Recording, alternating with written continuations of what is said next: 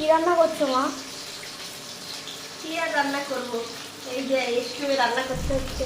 কারণ গ্যাস নেই তো, গ্যাস দেখ ঢেকে প্যাকিং করে রেখে দিয়েছি। গ্যাস নেই?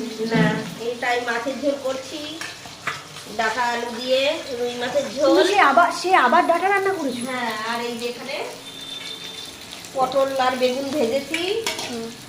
এদিকে ইন্ডাকশনে ডাল বসিয়েছি, এই যে ডাল হচ্ছে টক ডাল। তো এখানেই করে স্টোভে কেন বসালে?